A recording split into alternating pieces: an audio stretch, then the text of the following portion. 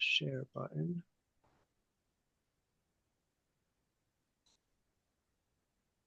Oops, what happened? What happened? Oh, there we are. Everyone okay? Yeah. Yes. Yeah. Okay. All right. So, Parshat Truma. Last week we said the Torah took a major turn from being primarily about narrative and telling the story to being about laws, and now we're in a very specific and very extended subset of those laws, which will carry us from here till the end of Sefer Shmot. The next several parshiot are going to be focused primarily on the Mishkan, on the tabernacle. And there's a lot that's written about why is so much detail and so much space dedicated to this description, and it seems to repeat itself. We're given the precise instructions, detail by detail, then we're told precisely how they carried it out, detail by detail. Um, so there's a lot to say. There's a lot to say about it. I think when I was looking at the previous years, I know one year we spoke about the connection between the Mishkan and creation and Bereshit, which is a very common theme. Um, but even there, the Gemara notes that all of creation is described in one chapter, and the Mishkan is described in we're in chapter 25, and I say for Shemot goes till chapter 40 at least, not more. So a lot more detail, a lot more. Um, and tonight's shir is a little bit of a bringing together of two different ideas. I was at a really great conference. My yeshiva Chovevei Torah had a gathering for alumni the past Sunday and Monday in Florida, getting together with one of our esteemed teachers, Rabbi Yaakov Love, who retired down there, and so we got to spend some time with him and some time together. And so I was trying to put this together on the plane ride going down, and I listened to some interesting shiurim with some interesting ideas, but I didn't quite have all the tools with me to put it all together in the moment. So this is my sort of recollection and recreating. And I think it all will work, but there are some distinct ideas that are coming together here. I was this year, I'm not sure why That's your cough. specifically, but this year I was my starting point was curiosity about the kruvim, the cherubs, right? These angelic figures that sit on top of the Aron, that sit on top of the ark. Um, and it's strange because we're not, we're specifically not a image-based religion. So why do these kruvim take such a central place? And so that's what I was sort of thinking about and playing with. And then I came across a little bit of a broader idea. Then it comes more back to the kruvim a little bit later. So at the beginning of the parsha, as God is laying out the grand vision, before we get into any details, right, for probably the most famous pasuk related to the Mishkan is what you have here, source number 1, chapter 25, verse 8. V'asuli mikdash v'shachanti b'tocham. It will make for me a sanctuary, and I will dwell among them. Right, so most, many, many, many, many, many divrei Torah are given over the fact that God tells us, v'shachanti b'tocham, I will dwell among them, and not v'shachanti b'tocho, right? We would expect it grammatically, v'asuli mikdash, they should make for me a sanctuary, v'shachanti b'tocho, I will dwell in the sanctuary that they're building for me. That's what would make sense, but no, God tells us v'shachanti b'tocham that the point of the mikdash of this mikdash of the Mishkan isn't that that God needs a place to dwell, but that by building it, God will dwell among us, among the people. But then it continues and it says, "Kechol asher ani mar'eh otcha et tavnit hamishkan vet tavnit kol kelav v'chein ta'asu." exactly as I show you, the pattern of the tabernacle and the pattern of all its furnishings, so shall you make it. And then the Torah proceeds to give us all the details of all the different, what we call the kalim, the vessels, the various fixtures that were and tools that were used in the Mishkan and in the Beit Hamikdash. So Rashi picks up on this second pasuk that we just read. Kechol asher ani mar'eh otcha kan et tavnit hamishkan. Right. So everything that I show you, right, the here, everything that I show you here, which means the construction, the pattern of the Mishkan. המקרא הזה מחובר למקרא שלמעלה הימנו ועשו לי מקדש ככל אשר אני מראה אותך. Right? So this is connected. He says, right, when God says they should make for me a mikdash, and now I'm going to tell you how to make it. Why Rashi has to spell that out, we're not going to get into that piece of it right now. Then continuing, v'chein ta'asu, and thus or so shall you make it, so shall you do. Lidorot. This means for future generations. Im yovad echad min hakelim, o kisheta'asu li klei beit olamim, kigon shulchanot u'menarot v'kiarot u'mechunot sha'asa Shlomo. If one of the vessels of the Mishkan ever gets lost, you have to wonder, how would a vessel in the Beis Hamikdash get lost, right? I ask myself the same question every time I'm looking for my car keys. How did I lose it? But you would think in the Beit Hamikdash they'd be a little bit more careful with where they put everything. But nonetheless, Rashi says if one of them gets lost, or when they have to make vessels for the permanent Mikdash, for the Beit Hamikdash, right? They made a new set of everything. The table, the menorah, the laver that Shlomo made. Kitavnit elu tasuotam. So if you have to make new ones, they should be exactly like the originals.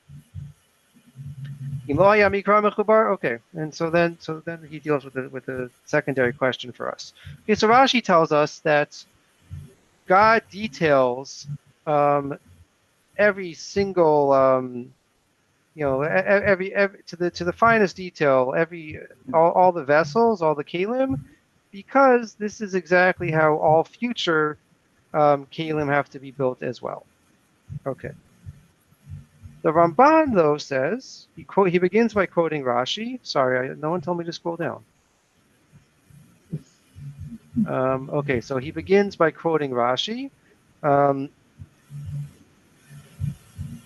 אם יאבד אחד מן הכלים אשר כתעשו לכלי בית עולמים כגון שולחנות מנורות וקירות ומכונות שעשה שלמה כתבנית אלו תעשו אותם. Okay, so he quotes Rashi. ולא ידעתי שיהיה זה אמת, שיתחייב שלמה לעשות כלי בית עולמים כתבנית אלו. Ramban says, I don't know where Rashi is getting this from. Who said that Shlomo had to make the kelim when he made the Beit HaMikdash exactly the same way as Moshe did? Where does Rashi get this? And then he says, Mizbach HaNechoshet asa Shlomo esrim amar orech esrim rochav. Look at the Mizbach, the altar, the bronze altar where the Ketoret was offered. It's not the same dimensions. When Shlomo made a Mizbeach, it wasn't the same dimensions as what Moshe made. Rabbi Avraham, the Ibn Ezra says, "V'chein tasu hakelim ki batchil amar." Okay, we can skip a few lines, and the Ramban basically concludes. If you go to the second to last line, okay, over here I think is the English. B'kafal v'chein ta'asu. The Ramban says the Torah repeats the phrase v'chein ta'asu. So shall you make it. Kulchem b'zrizut v'charitzut. You should do it with great zeal and great passion and great alacrity. We see this elsewhere, that when the Torah wants to tell us that they do something enthusiastically and with great passion, so it says v'chein tasu, that they did it as it said they should do it. So the Ramban says that it's simply not true that that future generations and future vessels in the Mishkan, in the Beit HaMikdash, have to be exactly as what Hashem commands Moshe. And if you don't believe the Ramban, we can look in Divrei Hayamim. Right? Divrei Hayamim is right, the book of Chronicles, which basically, if you study this in a university setting, so then your whole time is spent comparing what's different from this and what's accounted for in Sefer Malachim. But it's also more convenient because it sort of summarizes. So for our purpose, we're going to go to Divrei Hayamim when it's describing Shlomo building the Beit Hamikdash. It says, "Vayas mizbeach nechoshet esrim amar orko ve'esrim amar rochbo ve'esrim amot chomato." So he made what Ramban just told us to. The bronze altar, 20 cubits by 20 cubits by 10 cubits. Vayas et hayam. He made this yam, which is not described in the Torah at all. Seems to be a mikvah, although it doesn't follow the normal halachot of a mikvah, and that's because in the Beis Hamikdash the laws are different. You don't need to worry about that, but he makes, right, it goes into great detail about this yam, which is a mikvah, and it was supported by figures of cows. And right, you want to talk about strange images. That could be next year's Parsha Shir. Is where did this come from? But then if we skip to verse 6 here, Vayas Purim Asara. He made 10 bronze lavers, right? Wash basins. Vayitin chamisha miyamin v'chamisha mismol l'rachza behem et maseh ha'olah. He put 5 on the right and 5 on the left so that they could use it to wash ma'aseh ha'olah, the sacrifices. Yadichu ba'am v'hayam v'achza kohanim, right? So they would use that to wash the animals or wash the vessels, or in the yam, this sea was made for the kohanim to clean themselves and to wash themselves. Vayas et minorot hazahav eser kemishpatam. He made 10 menorahs. Vayitin behechal chamesh miyamin v'chamesh mismol, and he put them in the hechal, 5 on the right and 5 on the left. Vayas shulchanot asara. He made 10 shulchanot. Vayanach behechal chamisha miyamin v'chamisha mismol, and he put them also 5 on the right and 5 on the left. So not only is Shlomo not following the dimensions or the measurements that Hashem instructs Moshe, but he's going way beyond. Moshe wasn't told to make 10 menorahs. Moshe wasn't told to make 10 shulchanot. Moshe was told to make one of each of them. Why is Shlomo making 10? So that's another. Moshe was not a Mashiach. He was not anointed. Right. Whereas Shlomo as Melech is Mashiach. Also, as a king, as a human king, his ambitions for what should be there are more, I would suggest, more ornate than was necessary. Okay, but he's that still. The Ribono Shel Olam himself giving the directions to Moshe is much more minimalistic in setting it up. Also, it has to be transportable, easily transportable as the people are moving for Okay. the 40 years. Right, so it's a lot harder to move 10 of everything than it is to move one of everything. That's for sure. But yeah, maybe Shlomo did have more grandiose, and we could say that's for good or for bad, right? Is this his ego getting in the way, or is he sort of trying to represent the institution of Malchus, of a king? But nonetheless, it seems to contradict what Rashi is telling us. Okay, so it's a question on Rashi. Maybe it's a question on Rashi. How did Rashi get it so wrong? But there's clearly a discrepancy between what Shlomo is building and what the original vision is, and that's another interesting question. Is again, how much is the Beis Hamikdash meant to be an exact continuation or replacement of the Mishkan, and how much is it something separate that might get into the question of which again I think we spoke about previously in different years about how much of a lichatchila and how much of a b'diavad is the Mishkan to begin with? Is the Mishkan something that is truly what was envisioned and part of the plan from day one? Or is it a concession or an atonement or something that entered the picture only after the Chet HaEgel, only after the sin of the golden calf? That's another really important question that might play into the relationship. If we're going to say the Mishkan was only came into perception once after the sin of the golden calf, so maybe it's not as crazy to say that it's not a one-for-one correspondence to what took place in the Beis Hamikdash. But if it was lechatchila, if it was always part of the plan, then maybe it's a stronger question. Avi. I think we could also read Rashi forgivingly, like within the context of the here and now, right? Like the kelim that are built for the Mishkan, if for whatever reason one of these kelim should be lost, so here's how you remake that kli. Whereas when Shlomo is building the Beit HaMikdash, it's a whole different plan, right? And so maybe there was a rule in the Beit HaMikdash of Shlomo as well that if something got ruined or something got lost, it also had to follow the way that had been created in the first place. Okay. Right. So Rashi says L'Dorot, but like how many Dorot? Just an idea. Maybe. All right. Well, we'll come back to all this. So the first answer I want to give is from the Or HaChaim, who's actually just quoting the Mizrahi. Mizrahi is one of the super commentaries on Rashi, right? Because Rashi's a commentary on Chumash, so he's a commentary on the commentary. So the Or HaChaim says in the name of the Mizrahi, he begins Sarich Yashiv Kushiat Ramban Mimizbeach Hanechoshet Sasa Shlomo. We have to answer the question of the Ramban. He notes that the Mizbeach that Shlomo built was much bigger than the one that Moshe built. So how does that, so that doesn't make sense with what Rashi told us, that everything's supposed to be exactly the same. Ra'iti lahareim sheratzal yashev amar ki in kavanat v'chein ta'asu al shi'or mamash.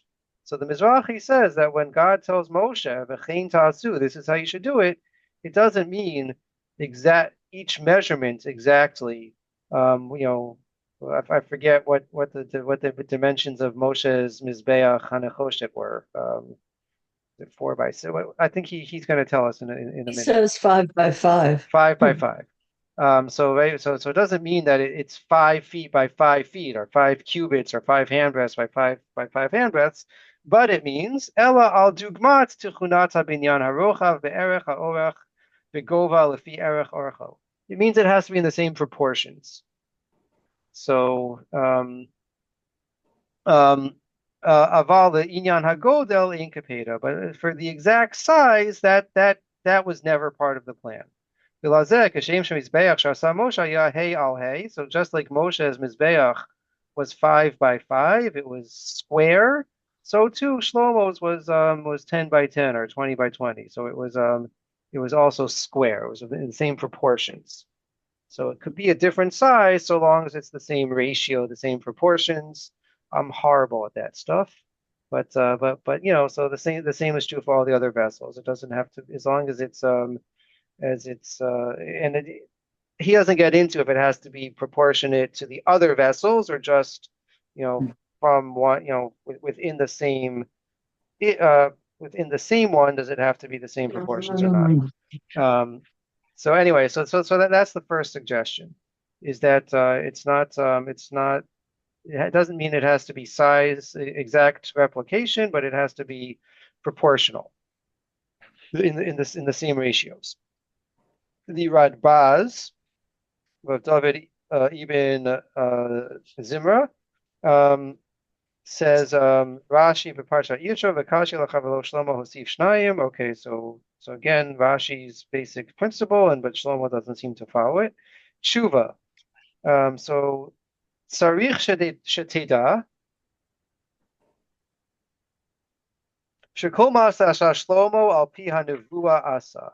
Says it's not a good question, because fine, maybe God did tell Rashi that there is a general rule. If something gets lost, if something gets broken, if something for whatever reason needs to be replaced. So then they have to listen, they have to follow what God told Moshe. But Shlomo is in a different category. Shlomo is communicating directly with God. God is telling Shlomo what this Beis Hamikdash is going to look like. כמו שמסר לו David Aviv. והכל בכתב מיד Hashem עליו והשכיל. Okay, so Shlomo's getting communication directly from God. So we can't ask on Shlomo because Shlomo he's getting his information directly from the source. And so, okay, so we have to explain what it means that God told Rashi Ladorot, and then God gave a contradictory message to Shlomo. That's an interesting question about the nature, perhaps, of Nuvuah and what's authority does one Navi have over another. But as far as we're concerned, it's not a question because Shlomo was just following the rules. Okay.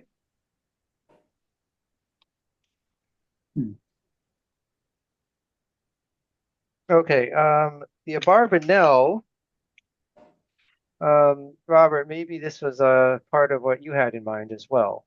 But Hidavar Hashem begomer Ra'ui Shanatan Hasiba Lama Ba Hanavuah Hazot Bizeh Hamakom Sheyashela. Okay.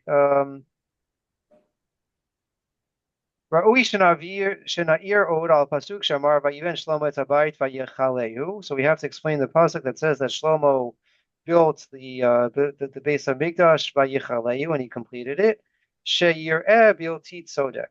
Lefisha Dain Lo Nishlema Melechet Habayit. Right. It seems that when this pasuk is written, that the Beis Hamikdash wasn't completed yet. Nirei Bechol Zehu. So okay, so whatever questions he's asking. But so he says what it seems to me is as follows: Lefisha Shlomo nitzatzim me'od lasot binyan habayit v'kiyum mufla. Shlomo really wanted to make this Beit Hamikdash something spectacular. Imi pata avanim shayu avanim gedolot avanim yikarot avnei gazit la'ad bitzor yachatzevun. Right, whether from the stones he had the most magnificent, huge stones and most precious stones, and they were cut with such precision. Imi pata eitzim shayu eitz erez, or whether it's concerning the wood that he used, which was cedar wood, shalo yechanesbo apush, which didn't have any infestation in it. It was the purest, most beautiful wood. And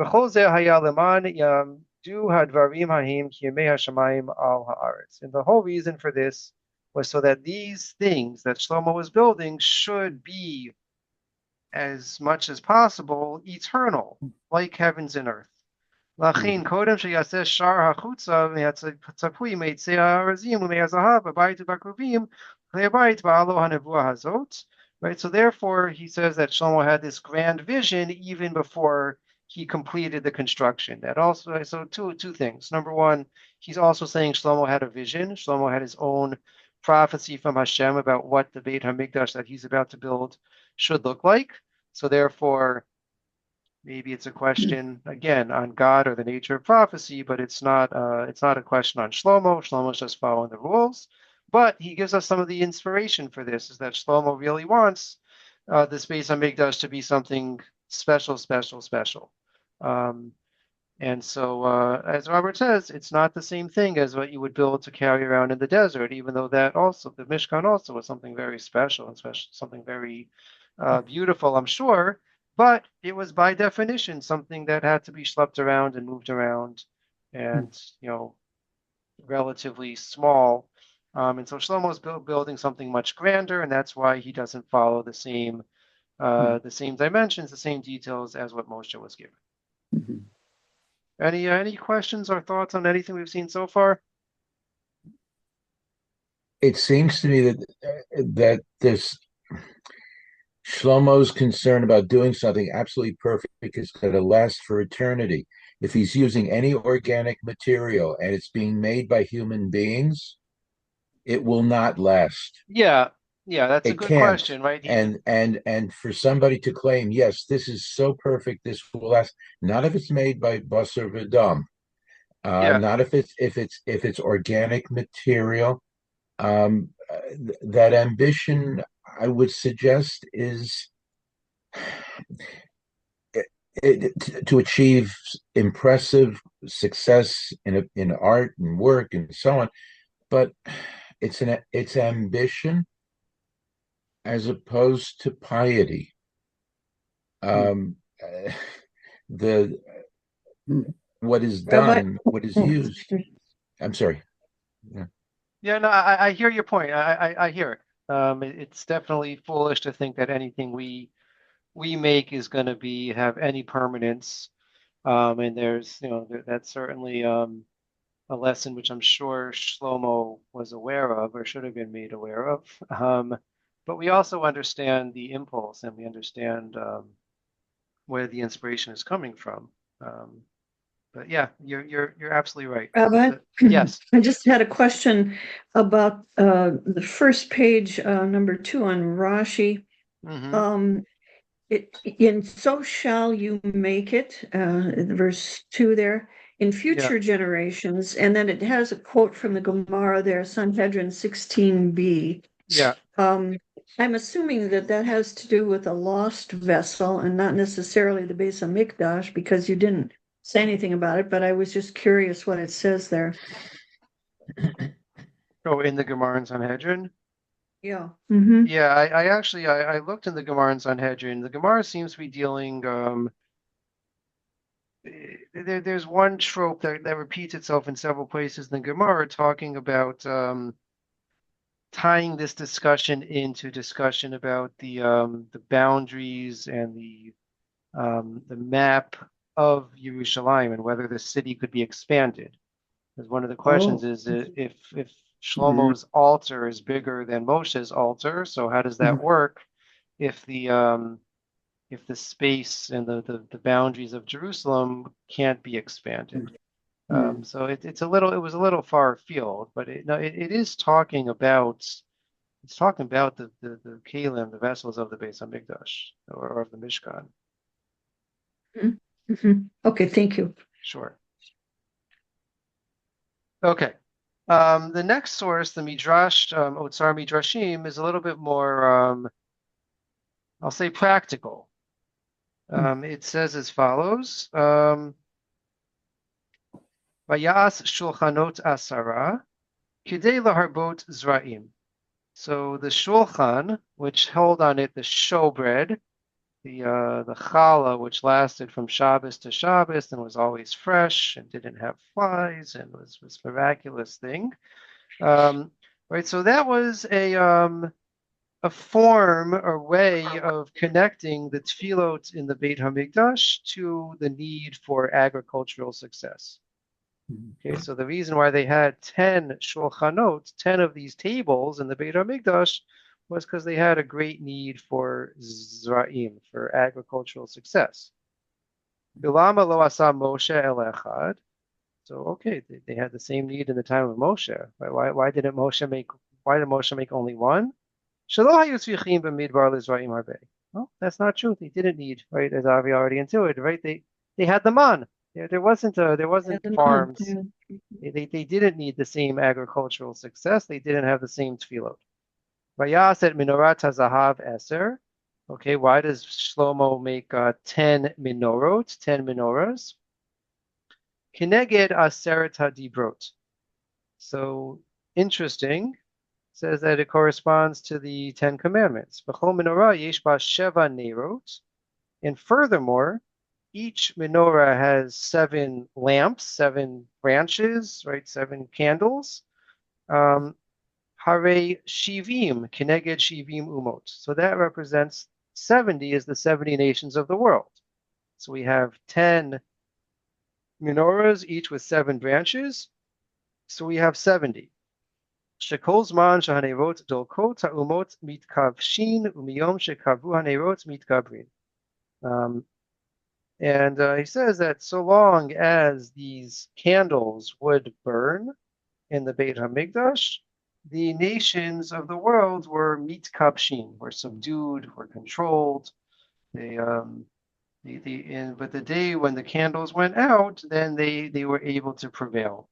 They were able to go strong and to take over, to feed us. So interesting symbolism here. First of all, why we would have the Aseret HaDibrot in the menorah. Maybe that connects to the fact that the Mhm. Aron housed the Aseret HaDibrot, housed the tablets. Um, but then we have this also this focus, right? So maybe it's a protective measure that we need the to somehow subdue the 70 nations. But as I heard it explained, and is also that part of what the Beit HaMikdash was Beit Tfilah Yikarei L'Chol Ha'amim. The Beit HaMikdash was a house of prayer for not only the Jewish Mhm. people, but for all nations of the world. Mhm. And Mm. so maybe in the deserts with Moshe, Mhm. it was definitely hard to carry everything around, but Mhm. also we were still forming as a nation. That was our adolescent years, so to say. So our focus was much more inward. We didn't have the same Mhm. focus on the rest of the world. So that's I'm what this curious, by the midrash, way. Otzar Midrashim. Yeah, I'm curious about this midrash and when it was written. Like, it sounds very Hanukkah.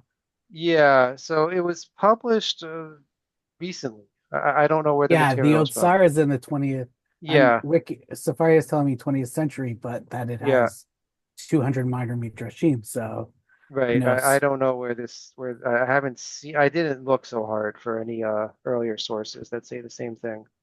Mhm. But it's yeah. Okay. Um, moving along with Amnon Bazak.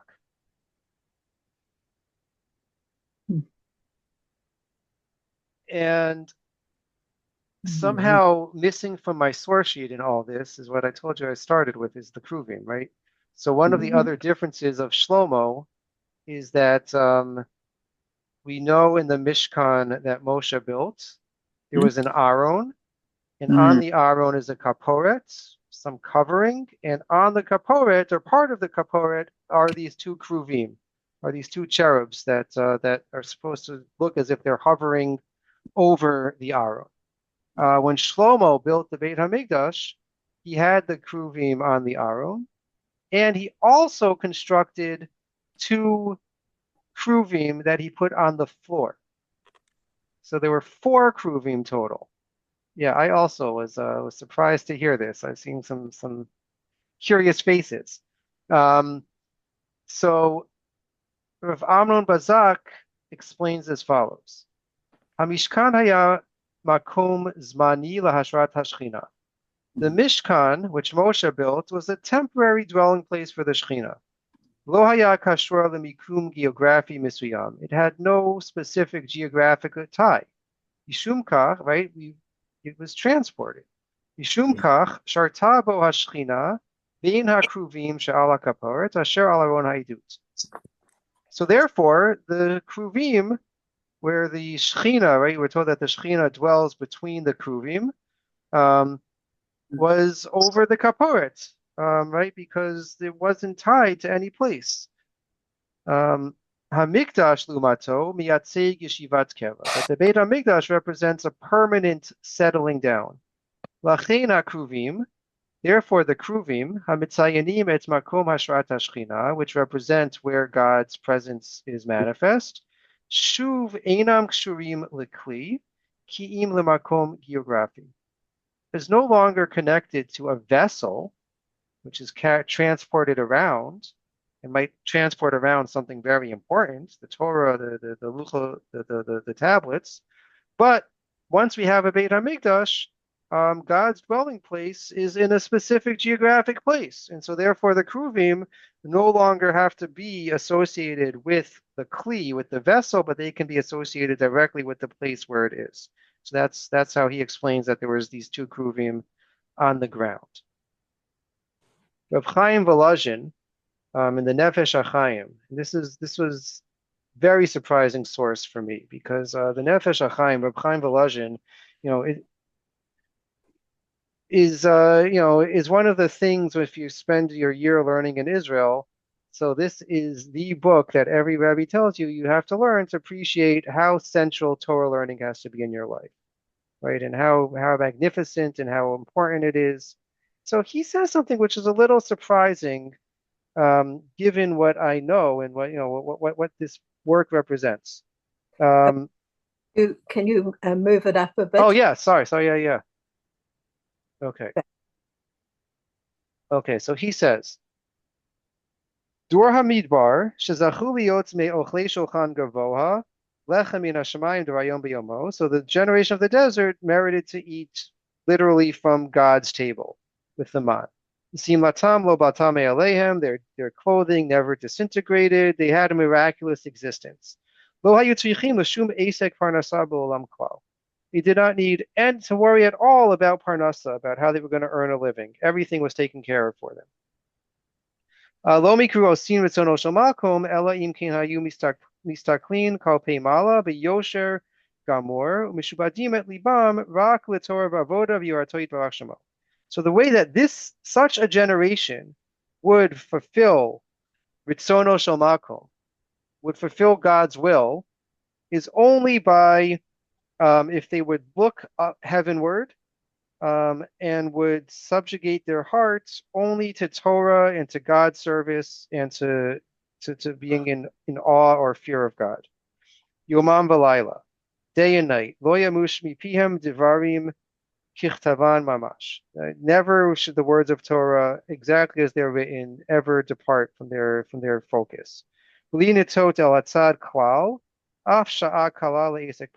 They should never be distracted, even for little moments, for a temporary pause, even for something like to earn a living. Omnam, however, B'yamei Shlomo, shahayu klal hamon Yisrael tzrichim umuchrachim lintot me'at el hatzad le'esek haparnasa al kol panim kedei chayi nefesh. Right? In the days of Shlomo, when most of the Jewish people had to earn a living, they had to support themselves and their families. Shazeh ikar amitat etzono yitbarach ledat Rabbi Shmuel, right? And earning a living is right. There's a big debate in the Gemara, right? Should a person just study Torah and everything will be taken care of for them, or should a person no? When it's time to plow the field, plow the field. When it's time to bring in the crops, and when it's the rest season, that's when you learn Torah. So it seems that that's the way that we rule, that you do need to be responsible for your livelihood. But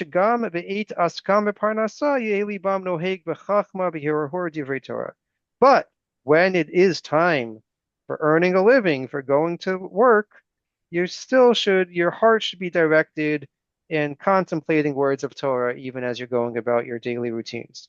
Lachin, hamidu az batchala takruvim lefi ma sheyu osin ritzono shel makom pneihem mitzudadin me'at.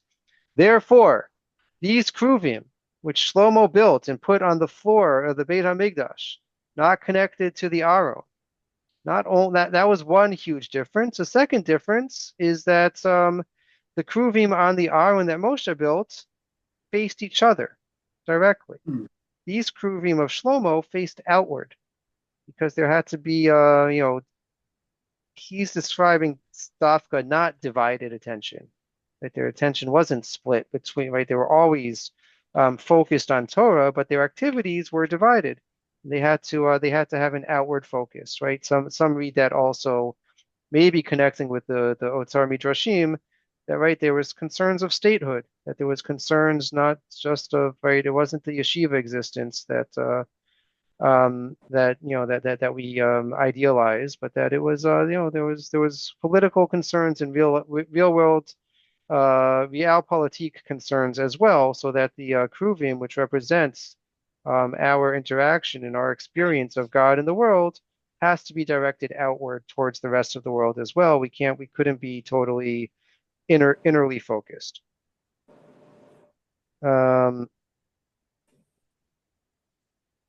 Okay, I thought that was a really interesting source. Again, a little not what I would have thought to see in the Nefesh HaChaim. Is this what we're taking away from Nefesh HaChaim with regards to the larger conversation with Rashi? Is again saying like it's a different world when we're talking about the Beit HaMikdash versus when we're talking about the Mishkan and the Midbar? Was that like sort of summarizing it up? So I don't know how much we can take it. Is he saying that it's it really is the same idea because it's a different, it's giving us the focus of what's needed for that generation, for that time. So for Moshe's time, it was, I don't know if he would take it that far. I mean, he's not addressing the exact same question, but it's an interesting spin on it. Yeah, it'd be Um, interesting if like the answer was like, no, that's exactly what it means. Do yeah, it like this for all your generations means do it differently in every generation. Right? right. Like So what? so yeah, and then that's kind of what the Khatam Sofer says. The Khatam Sofer says, right, we have Oh, a cool. I'll principle. be quiet. Um, no, it's great. So the Khatam Sofer says, okay, right. So we saw a bunch of answers that said even though Shlomo went against what Mo did differently than Moshe did, that's okay because God told him directly to do it. He says, wait a second, we have a principle in Nevuah, Ein Navi Rashai Lechadesh Davar. A Navi is not allowed to make a new innovation, right? If a Navi comes along and tells us, oh, I just heard from God, we no longer have to keep Shabbos, or Shabbos is going to be on Tuesday. No, that's not a Navi that we follow. That's a Navi that we burn at the stake, right? Um, so he says, well, who cares? So what if God told Shlomo something differently? It's already halacha that you're not supposed to change it.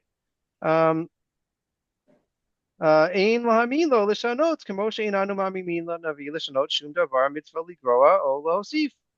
Right? So just like we can't listen to any prophet who tells us to stop doing a mitzvah or to add a new mitzvah, that's not what prophets do. Rak shebekan amar kadosh baruch hu befeirush lemoshe bahar Sinai. Rather, we've been reading the pasuk, the original pasuk, v'chein ta'asu, which was the basis of Rashi's comment. We've been reading that all wrong. Um, Befers the shetunat binyan beit hamikdash itkale tamid lenavi bisha'ato.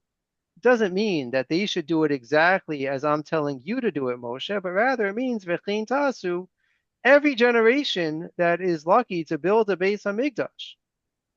Maybe that applies to our generation in the shuls that we built, right? In the other institutions, other communal institutions. But every generation which is fortunate to be able to build a Beit HaMikdash, um, God will always tell the leader, the prophet of that generation, what their Beit HaMikdash has to look like. It's not going to be one generation's is a circle and one's is a square and one's is a triangle and one's is a ziggurat. It's not going to be that there, but that there's specific needs for each generation.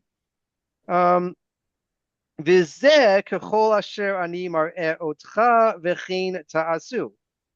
we read the pasuk. Everything which I am showing you, you in future generations will do the same thing. You'll listen to what your Navi tells you is needed or what I tell your Navi is needed, and that's what you're going to do. I will show that prophet what is needed. Okay, so again, so we don't have prophets, so it's I'm not sure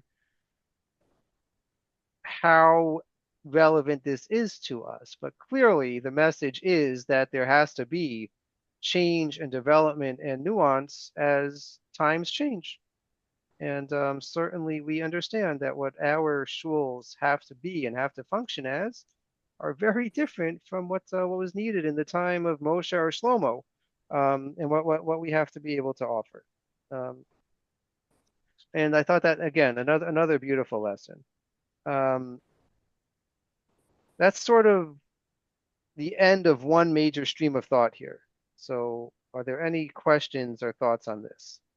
Again, my starting point, this wasn't really so Kruvim focused. Kruvim played a nice central role here, but this was fundamentally about how much, how much were we beholden to follow the exact same rules that God gave to Moshe, and how much were we able to, what was there room for change and nuance or innovation? And so we saw a bunch of different explanations and theories on that. There's one more important source specifically about the Kruvim, but are there any thoughts on what we've seen up until this point? Are we Yeah. not also supposed to think of our own growth as a building of a Mishkan? within ourselves? Yeah, so definitely, right? We all know the song, Bilvavi Mishkan Evner, right? I will build a Mishkan in my heart. Um, yes, I think Makes that's sense. very true. That our service of God is modeled and channeling what the Beis Hamikdash represents, and so certainly each one of us has a unique way of applying that and of pursuing that. Again, with right same general As parameters, you right? know, you can We can't anticipate.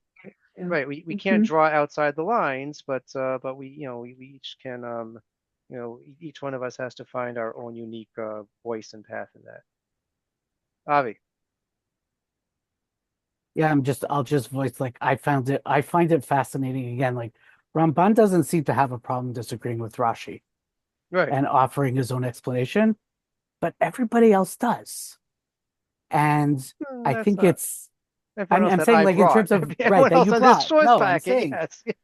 so I'm like I'm just so curious about that of how like the attempt to justify Rashi, right, has sort of in a lot of ways sort of superseded the understanding of the text. Um, in my opinion, of course, I'll add that as well. So I'm always fascinated at that, right? Like we're trying so hard to figure out Rashi, and like here's Ramban. What's wrong Yeah, with Ramban, yeah. right? So yeah. Okay. I hear it. Mhm. I hear Mhm. it. Okay. Um, so Rav Hirsch has a really beautiful take on the Kruvim specifically. And Mhm. so I wanted Mhm. to bring this as a way to close things out for tonight. So he begins, he says, the Kruvim have two meanings. They're watchers and protectors, and they're bearers of the glory of God. And right, it's not only in the Mishkan that we find the Kruvim. We find the Kruvim guarding Gan Eden when Adam is expelled. We find them in the vision of Yechezkel. We find Kruvim throughout Tanakh. Here too, so when it comes to the Mishkan, the Kruvim appear quite clearly for this double function of protectors and bearers. The very description of the attitude they are given implies this. Kruvim are to have their wings spread upward, covering with their wings over the cover, their faces directed one to the other towards the cover of the faces of the Kruvim to be directed. The function of protecting and guarding is quite explicit.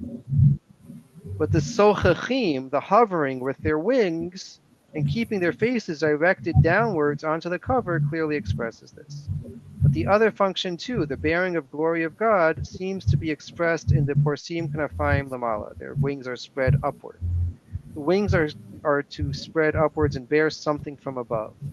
The wings spread protecting above the cover and also upwards simultaneously, the double function. They protected the cover and they bore the glory of God.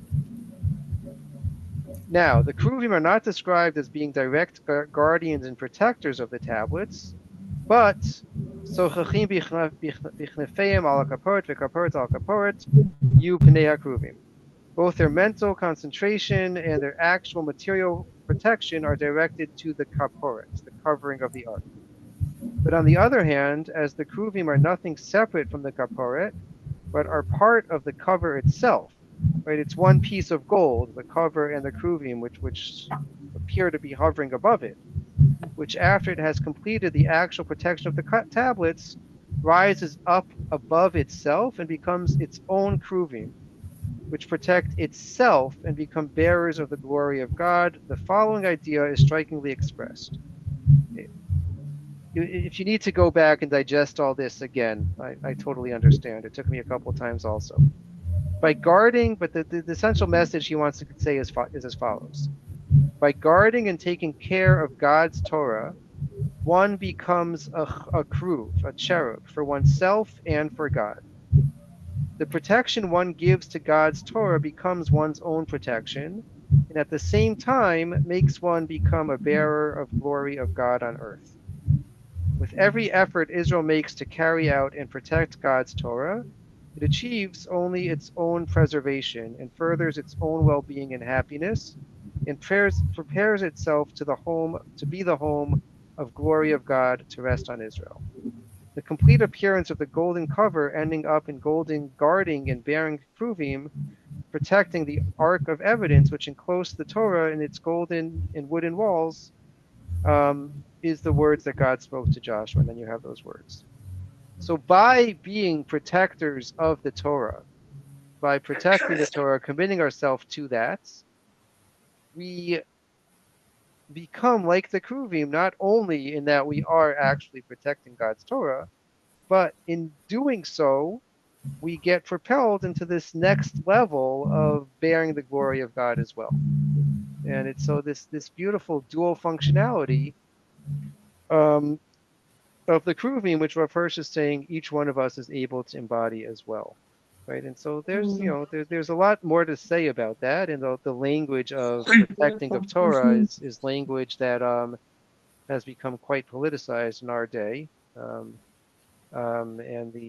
what that entails, but fundamentally, I think it's a beautiful idea about what a commitment to Torah can and should be, which Rav Hirsch expresses quite beautifully. Final thoughts. Yes. I think that Shlomo wanted to make something that's not, well, that would be permanent. Yeah. Because it would be magnificent. And it would be passed on through generations of its magnificence. Yeah, I think for sure. I think for sure. I mean, I think probably Moshe thought that also. I mean, that's another interesting question. Did Moshe know that his Mishkan was temporary? Did he, right? What was he envisioning as the end game here? That's another interesting question. But yeah, for sure, that's what Shlomo wanted, and that's what Shlomo was envisioning, right? It's a bit of a question Robert raises for us: is that a healthy attitude, or is that something that maybe, right? That's part of why not everyone was so excited to have a king, because it's to have the audacity to say that this is what I want to do is quite religiously problematic and perhaps psychologically problematic as well, maybe. But yeah, it's an interesting tension here. But anyway, so that was not quite a Kruvim shear, but inspired, and that was certainly my starting point with all of this. And it's interesting to think about these issues. So I think we raised some interesting questions also about the nature of prophecy and what what each generation has to hear and how unique the message should be for each generation is also quite important. So with that, I wish everyone a good night. It helps to build our longing. It helps to build our longing for Mashiach, Yeah. who will have the vision to build, tell us what to do. Yeah, exactly. To come, to happen. Exactly. Okay. All right. So have a wonderful night, a wonderful rest of the week, and hopefully we'll see everyone in shul on Shabbos and back next Tuesday night. Thank you, Rabbi. Thank you so much. Bye. Let's Thank you. Rabbi. Thank you.